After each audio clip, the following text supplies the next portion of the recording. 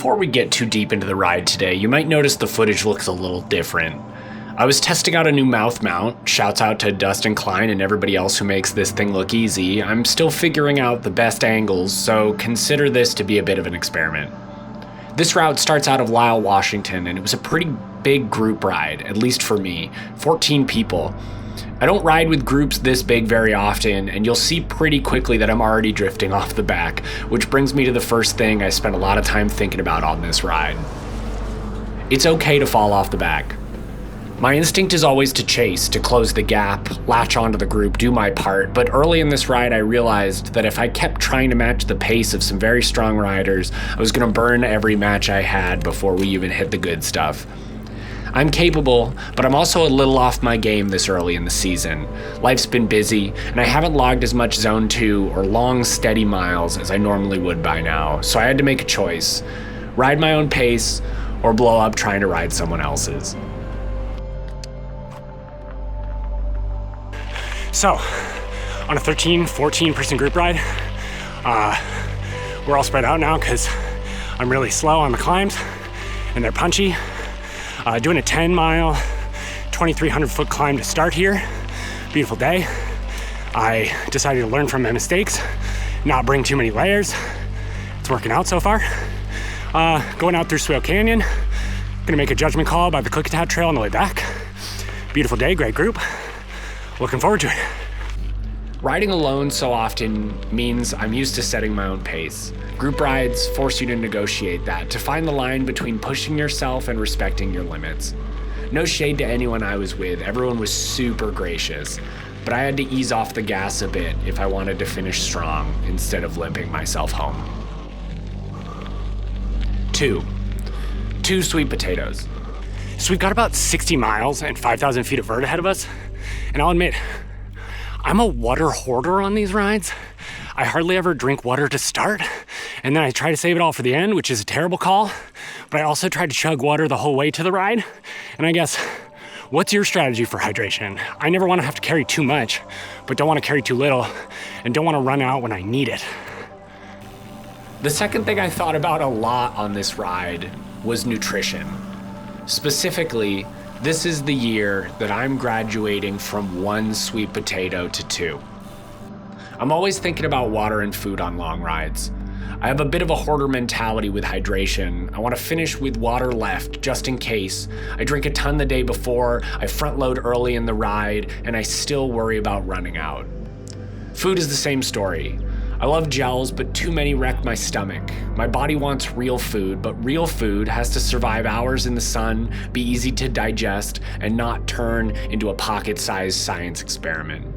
So for this ride, I packed 2 sweet potatoes, 2 big bottles of water, a giant bag of cashews, and something like 5 to 7 gels. And it worked pretty well. In past years, I'd finished long rides with a headache. Underfueling, underhydrating, so this year I'm leaning into slower pacing and more food. Maybe that's just getting a little bit older, but honestly, I think I might just be getting a little bit smarter.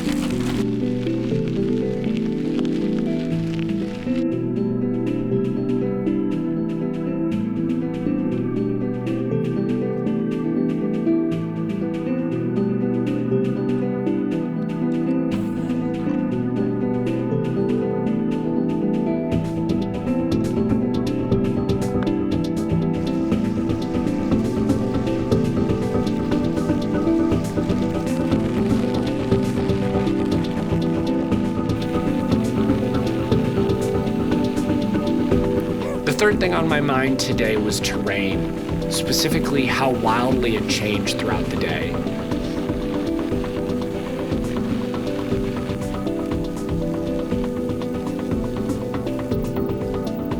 All right, so we just dropped off all that elevation. You can see where we came from up there behind me. It's riding great.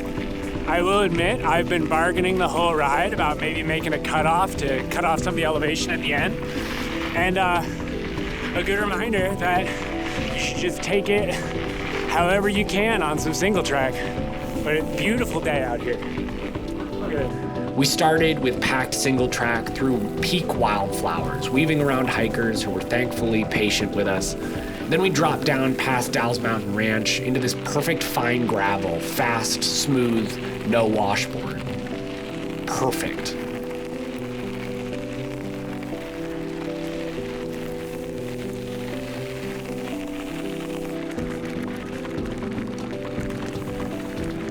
Out in Swale Canyon, the Klickitat Trail opened up into wide, chunky gravel.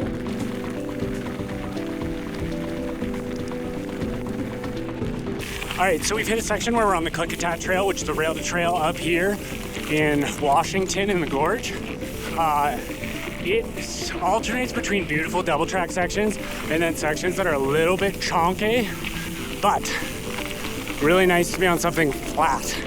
So I recommend it with both of my thumbs, which I can't show you because I have to hold on to the bike, but great trail.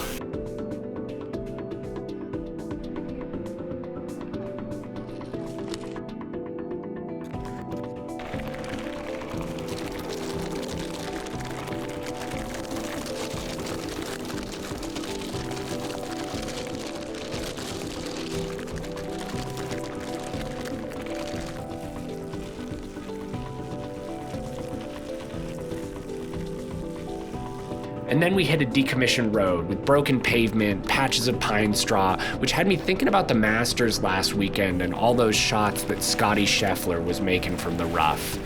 And then into some sections that weren't rideable at all, thick black mud turning into thick red mud, scrambling over uneven rocks, a couple creek crossings, all of it beautiful, much of it energy sapping if you're not careful.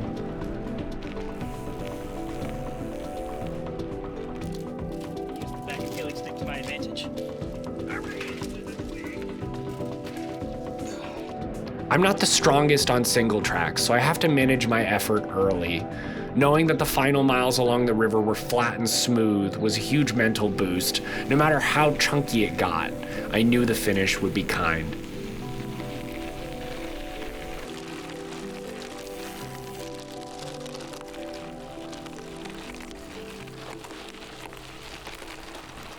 Check out this beautiful double track on the Klickitat Trail. Absolutely gorgeous. River looks really nice, but gotta know better than to get in it this early in the season. No regrets about skipping the climb. There'll be time to climb later this year, and it'll be a nice day to get home without pushing it too far. At one point, I told Hannah that the single track had smoothed my brain right out, and honestly, that's still how I feel looking back. When you're in lizard brain mode, hands steady, eyes scanning, one pedal stroke at a time, there isn't room for anything else. That's part of the appeal of rides like this. You get yourself into these places, and then you get yourself back out. All in all, it was a tremendous day out. 56.5 miles, 4 hours and 47 minutes of riding, and my biggest ride of the year so far. Huge thanks to Ryan for the invite, and to everyone I rode with, new friends, old friends, and even a couple of folks I recognized from the internet. Community is a big part of why these days feel so good. Until next time, peace.